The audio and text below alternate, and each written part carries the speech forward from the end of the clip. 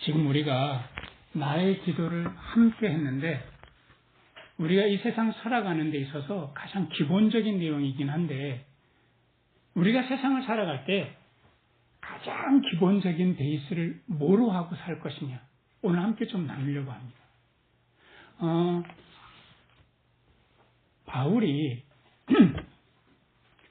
3차 전도행을 마치고 예루살렘 교회로 오려고 하는데 유대인들이 살해 음모를 꾸미고 있다라고 하는 것을 알고서 방향을 바꾸죠.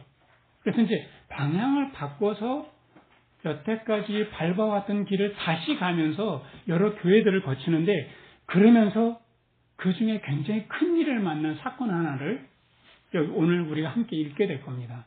어떤 사건이 있었는지 바울은 그 사건을 어떻게 다루는지 함께 좀 살펴보면 좋겠습니다. 우리 사도행전 20장 7절에서 12절입니다. 사도행전 20장 7절에서 12절 신약이 223쪽에 있습니다. 우리 같이 천천히 있습니다. 안식 후 첫날에 우리가 떡을 떼려 하여 모였더니 바울이 이튿날 떠나고자 하여 저희에게 강론할세 아주 밤중까지 계속하며 우리의 모인 윗다락에 등불을 많이 켰는데 유두고라 하는 청년이 창에 걸터 앉았다가 깊이 졸더니 바울이 강론하기를 더 오래 하며 졸음을 이기지 못하여 3층 누에서 떨어지거늘 일으켜 보니 죽었는지라. 바울이 내려가서 그 위에 엎드려 그 몸을 안고 말하되 떠들지 말라 생명이 저에게 있다 하고 올라가 떡을 떼어 먹고 오랫동안 곧 날이 새기까지 이야기하고 떠나니라. 사람들이 살아난 아이를 데리고 와서 위로를 적지 않게 받았더라. 무슨 일이 있었습니까? 네, 추락사. 근데 지금 뭐하러 모였을까요?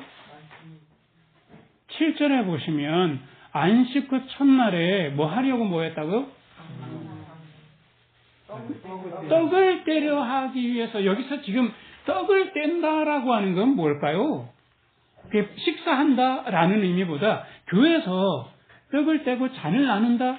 뭐가 생각납니까? 왜 그러세요? 세례식 말고 떡을 떼고 잔을 나눈다. 왜 그러세요? 성찬식이잖아요. 한 분이 세례식 하니까요. 다 세례식이 아니냐, 막. 간식. 자, 이 성찬식을 하기 위해서 모였는데, 이 시점이 어떤 때였냐면요. 바울이 지금 급하게 돌아가는 중이잖아요. 그래서 시간이 많이 없어요. 지금 이 드로아라고 하는 교회에서 일주일 동안 머물면서 이제 이 안식 후 첫날 말하자면 주일날 함께 모여서 말씀을 나누고 그 다음 날은 이제 출발하려고 하는 거예요. 그래서 함께 모여서 성찬식을 하기 위해서 떡을 떼기 위해서 함께 모여서 이제 떡을 떼기 전에 말씀을 나누기 시작했는데 지금 여기 강론한다 라고 하는 것이 그 히브리어 헬라어 원어에 보면은 어떻게 되냐면 여러분들 그 대화한다 그러면은 다이얼로그 1, 다이얼로그 2 이렇게 나가잖아요. 그래서 다이얼로그의 원래 모습이 디알로게예요. 근데 잘 들어보면 다이얼로그하고 말이 비슷하잖아요. 그래서 강론한다라고 하는 것이 사실은 대화한다라고 하는 내용이에요. 아마도 이 성찬식에 대한 내용이지 않았을까 싶어요. 그래서 바울이 중요한 내용들을 질문하고 교우들이 대답하고 또 교우들이 궁금한 거 있으면 질문하고 바울이 대답하고 이게 처음에 시작하다 보니까 점점 분위기가 뜨거워지는 거예요. 분위기가 뜨거워지면 뭐가 길어지죠? 막 점점점 막 시간이 길어지는 거예요. 시간이 길어지다 못해서 이게 거의 자정까지 가게 되는 거죠, 막. 그러니까, 그 옛날에 이 전기가 없잖아요. 먹혔을까요? 모닥불이나 초, 그런 불, 이런 걸 켰겠죠. 그래서 이게 막 쫙 불을 많이 켜고 있는데, 아마 이 집이 큰 집이었던가 봐요. 그래서 이렇게 쭉 1층, 2층, 3층까지 이렇게 통창으로 해가지고 쫙 이렇게 볼 수 있는데, 여러분들 이게 분위기가 뜨거우면 점점점 사람들이 흩어집니까? 점점 모입니까? 모이는데, 한 해가 스르륵 뒤돌아서 가지고요, 3층까지 올라가요. 3층 창문에 걸터 앉았던 거예요. 그리고 거기서 돌다가 떨어진 거예요. 근데 그 청년 이름이 9절을 보시면 뭡니까? 유두고라고 하는 이름은요, 지금 옛날에 말할 것 같으면, 돌쇠? 돌쇠? 아니, 개똥이 이런 아주 흔한 이름이었는데, 아마 이렇게 옛날에 흔한 이름을 많이 지었던, 본명이 없는 사람들은 보통 유두고 이런 이름을 근데 이렇게 돌쇠 이름을 지은 사람들은 천민일까요? 아니면은 양반일까요? 아마 그때 노예였을 거라고 예상을 합니다. 자, 지금 성찬식을 위해서 모였고요. 함께 뜨겁게 말씀을 나누는 내용은 무엇이었냐면, 예수님은 왜 죽으셨는가? 그리고 예수 그리스도의 죽음은 왜 있었던가? 그리고 이 죽음으로 끝난가? 아니면 불로까지 이어졌는가? 라고 하는 것을 뜨겁게 말씀을 나누는 중이었는데, 이렇게 뜨겁게 말씀을 나누는 중에 갑자기 뒤에서 털썩 소리가 난 거죠. 그래서 불이 나게 가가지고 누가 이렇게 일으켜 보니까 축 늘어진 거예요. 지금 이 사도행전은 누가 썼을까요? 제 말에 요 질문 안에 답이 있습니다. 사도행전은 누가 썼을까요? 누가입니다. 누가는 직업이 뭐였냐면 의사였어요. 그러니까 이 사람이 죽었다라고 하는 것을 의사로 딱 판명을 내린 거죠. 자, 그러면 이 죽음을 어떻게 대할 것이냐라고 하는 거예요. 여러분들이라면 이 자리에 유두구가 떨어져 죽었어요. 여러분들이면 어떻게 하겠습니까? 어떤 마음이 드십니까? 둘 다 왜 떨어져? 왜 하필이면 3층까지 막 기어 올라가? 왜? 이런 생각들이 들잖아요. 그리고, 도대체 자를 누가 데리고 온 거야? 아마 이런 이야기들, 그러고서 그 죽음을 볼 때, 어떻게, 이렇게 멀찌감치, 이렇게 얼추 볼 것 같습니까? 아니면 가가지고 직접 이렇게 볼 것 같습니까? 여러분들은 어때요? 만약에 여기서 누가 뚝 떨어져 죽었다, 그러면. 여러분들 한번 생각해 보세요. 직접 가서 보는 그 죽음이 더 끔찍할까요? 상상하는 얼추 본 죽음이 더 끔찍할까요? 왜요? 직접 보는 게 더 무섭지 않을까요? 네. 얼추 보는 게 더 두려울 거다. 또 여러분들 어떻게 생각하십니까? 직접 보면 어떨까요?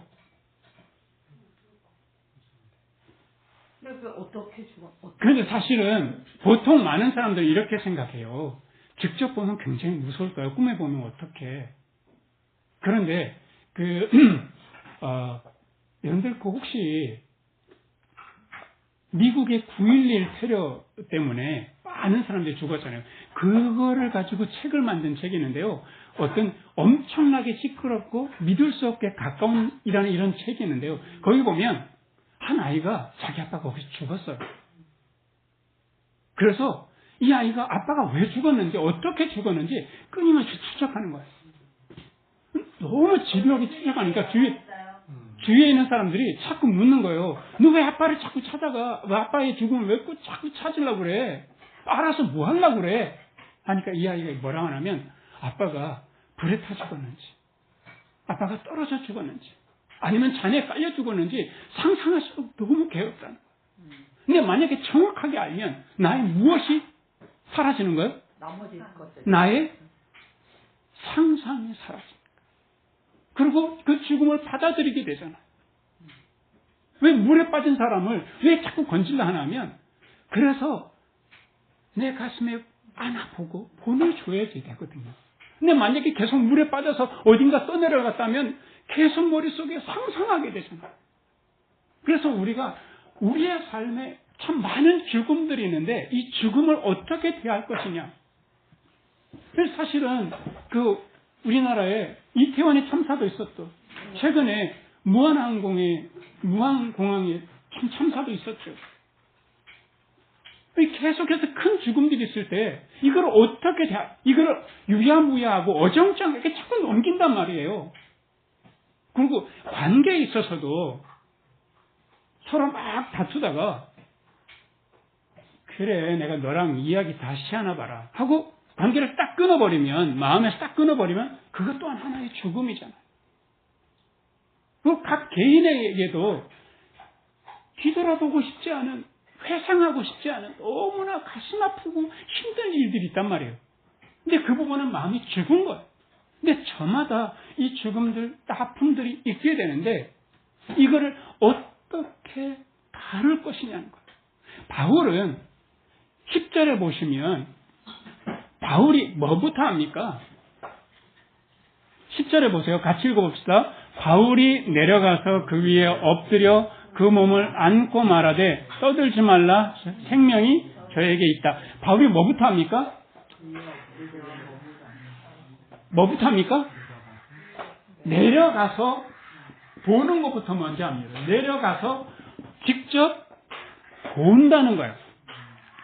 무슨 일이 있어서 이렇게 간접적으로 듣지 않고 직접 가서 보는 것이 대단히 중요합니다. 직면하는 게 대단히 중요해요.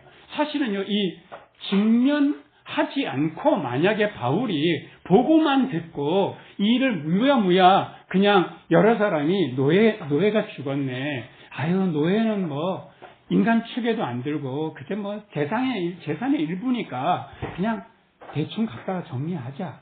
이렇게 해서 만약에 정리했다면 그것을 보았던 그 자리에 있었던 교인들이 어떤 마음이 들겠냐고요. 아, 그때 그렇게 하길 잘했어 라는 마음이 들까요? 계속해서 후회되고 왠지 마음이 아프고 찜찜하고 할까요? 부끄럽고 마음이 괴로울 거예요. 우리가 이래놓고서 성찬식을 해? 죽음을 원하는 사람들이 이 죽음을 그렇게 가볍게 느꼈어? 이렇게 가볍게 다뤘어? 그리고 만약에 이렇게 가볍게 다뤄서 적당히 유야무야 해결했다면 교회 바깥에 있는 사람들은 뭐라 하겠어요? 아이고 들어와 교회에 그렇게 뭐 성찬식하고 난리를 치더니만은 노예 하나 죽었다고 그냥 그렇게 가볍게 갖다 내다 버렸대. 그 얼마나 비난의 대상이 되고 도리어 교회가 욕을 먹게 되냐고요. 그런데 바울은 내려가 보는 거예요. 이 자체가 대단히 중요해요.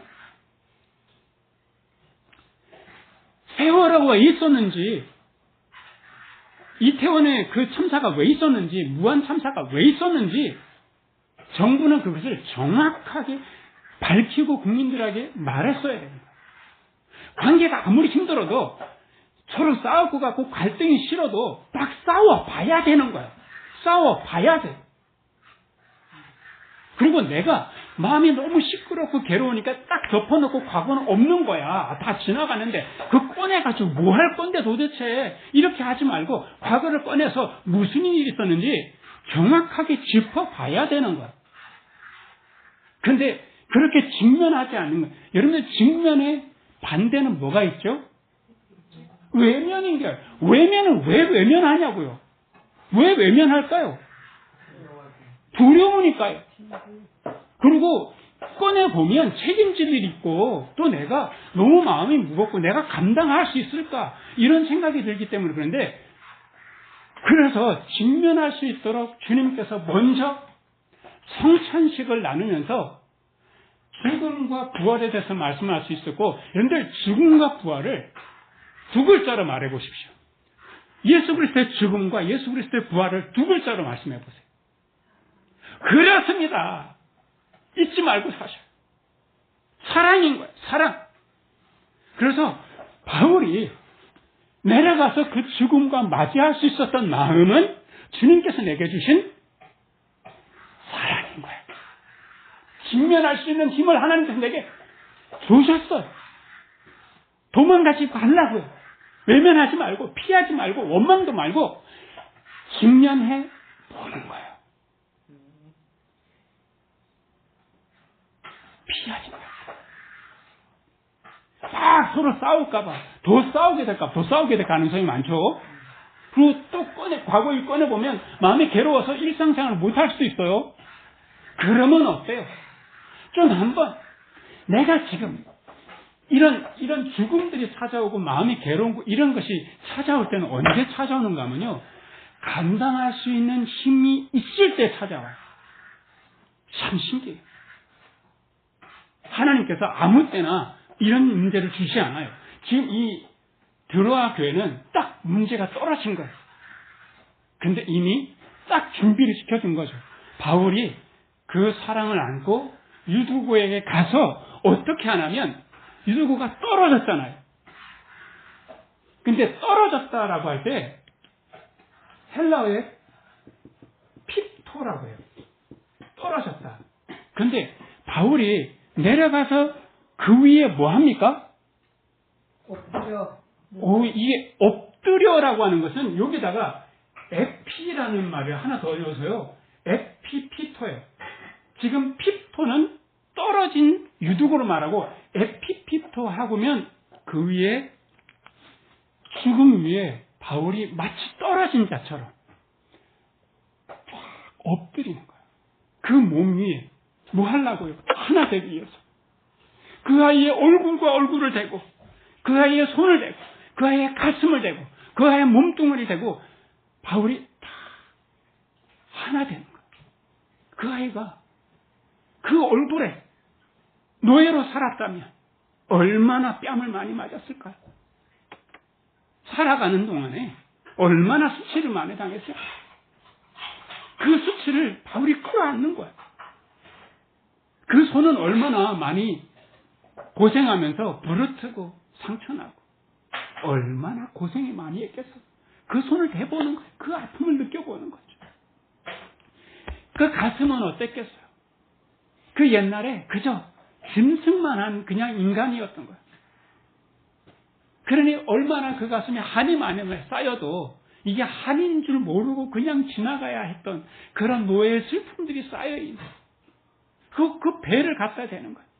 주인한테 지수성찬은 차려뒀지만 하나도 먹을 수 없고 자기는 늘 쓰레기 같은 음식을 먹어야 했던 굶주린 그 배를 갖다 대는 거예요.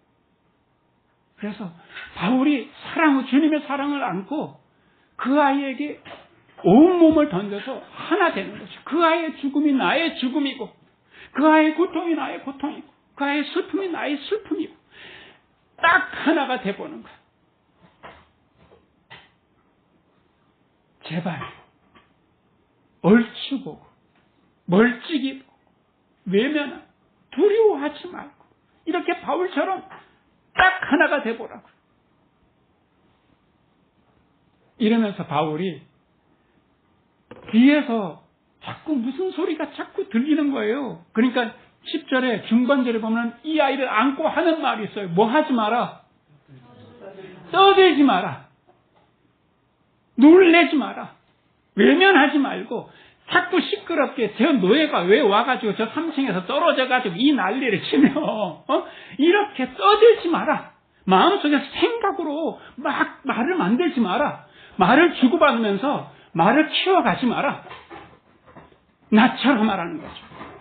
사랑을 안고 가서 끌어안고 그 아이와 하나 되어보라는 거예요. 제가 아까 말씀드린 것이었죠. 우리가 사건을 대할 때 어떻게 사건을 대할 것인가. 이 세상의 모든 만물을 우리가 어떤 자세를 볼 것이냐. 바로 이 사랑의 입장에서 사랑으로 죽음을 보자는 거예요. 근데 이 아이를 안고 있던 바울이 떠들지 마라 하면서 뭐가 저에게 있다고 합니까? 생명이 저에게 있다라고 합니다. 자, 여기 보시면 사람들은 이 유두고의 그 시체를 보면서 뭐만 보냐면 죽음만 보는 거예요. 그런데 바울은 그 아이를 끌어안고 그 아이와 하나 딱 죽음과 하나 되는 순간에 그 아픔도 그 슬픔도 많이 느꼈겠죠. 각자가 살아왔던 삶을 과거를 꺼내려면 너무 많은 눈물이 나서 이 눈물이 나는 과연 끝날 수 있을까 싶어서 꺼내기가 무서운 것들이 있다고요. 이 관계가 힘들었던 거, 당신 그때 왜 그렇게 말했어? 내가 정말 힘들었어 라고 꺼내면 나만 힘든 줄 알았냐 이놈아, 너는 잘했냐, 이렇게 싸울까봐, 점점 더 크게 싸울까봐 꺼내지 못해요.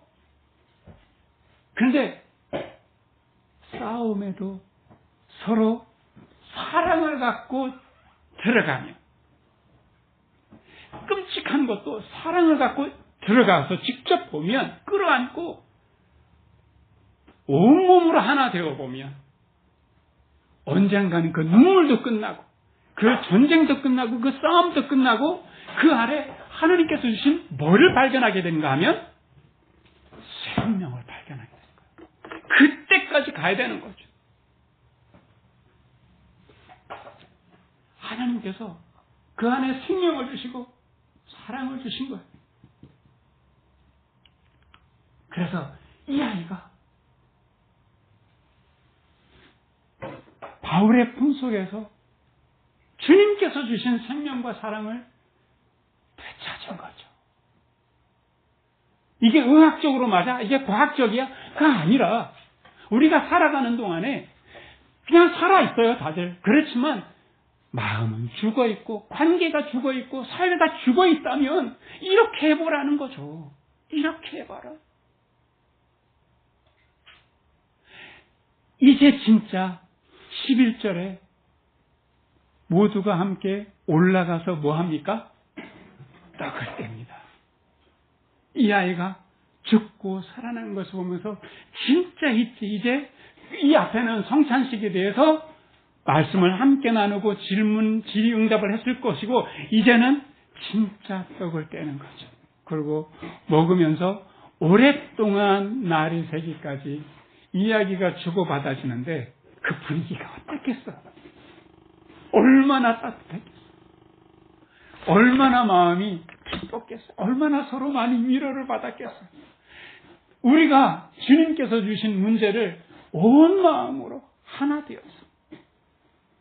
성도들도 뒤에서 얼마나 많이 간절한 마음으로 기도했겠냐? 너희들 수군대지 마라! 놀라지 마라! 라고 하는 그 음성을 따라서 모든 생각을 딱 접어놓고 마음을 하나로 모으고 사랑으로 그 상황을 보고 있는 중인 거죠.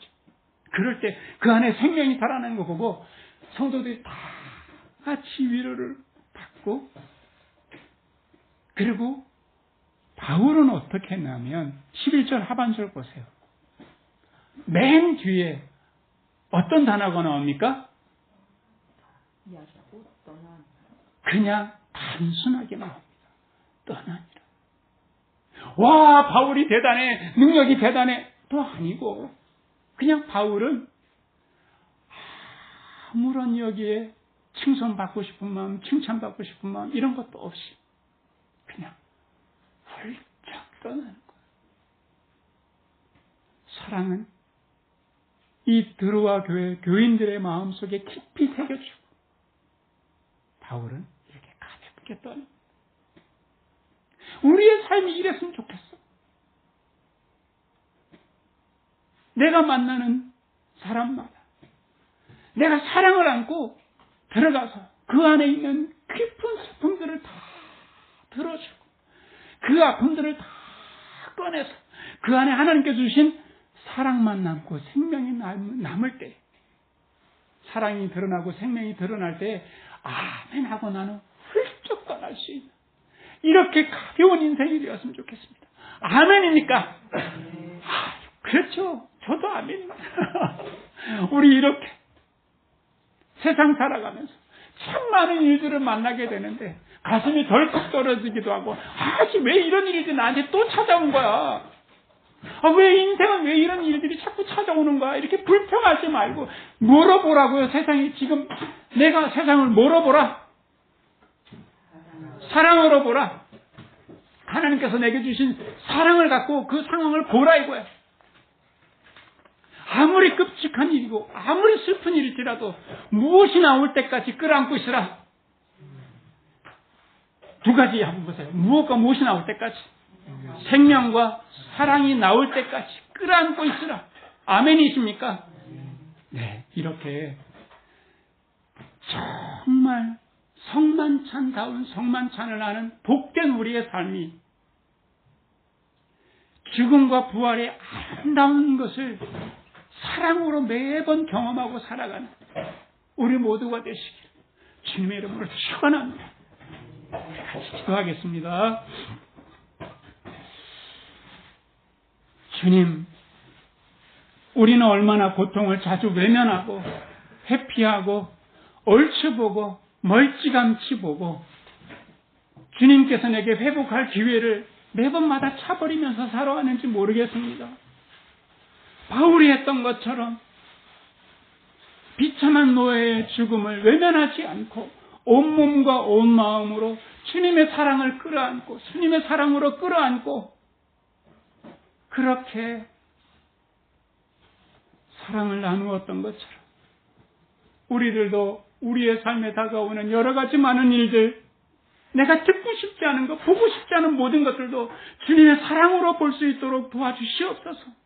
끌어안고 있을 때 내 마음이 아프고 내 마음이 슬픈 것도 감당할 수 있도록 주님께서 이미 심어주셨사오니 잘 감당하게 하시고 마침내 주님께서 그 안에 주신 생명과 사랑이 느껴질 때까지 우리가 끊임없이 사랑할 수 있는 은혜 허락하여 주시기를 간절히 소원합니다. 그래서 우리가 살아가는 삶이 상처 많고 죽음 같은 삶일지라도 참으로 유두고가 살아나는 것 같은 부활을 경험하며 살아가는, 그래서 주님의 위로와 격려가 가득한 아름다운 삶이 될 수 있도록 우리 모두를 축복하여 주시옵소서. 예수 그리스도의 이름으로 기도합니다. 아멘. 우리 찬송가 411장 같이 찬송하면서 순교연금 드리도록 하겠습니다. 찬송가 411장입니다.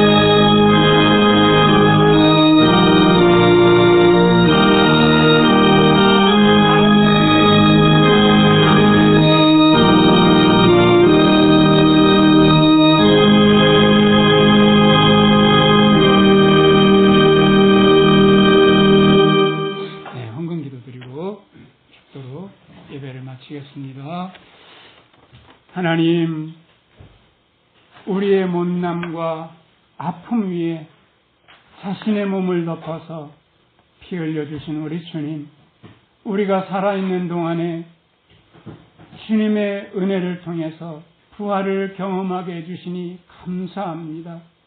우리도 예수님을 닮아서 우리에게 다가오는 아픔을 외면하지 않고 죽음 너머의 부활을 경험할 수 있게 해주시니 이런 아름다운 길을 우리에게 열어주시니 진심으로 감사합니다.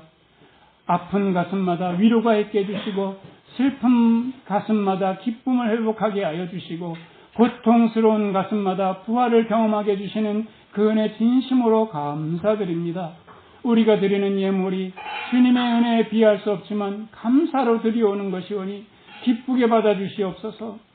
죽음을 끌어안아 부활이 되게 하는 일에, 아픔을 끌어안고 위로가 되는 일에 이 헌금이 귀하게 사용되을 수 있도록 주님 축복하여 주시옵소서.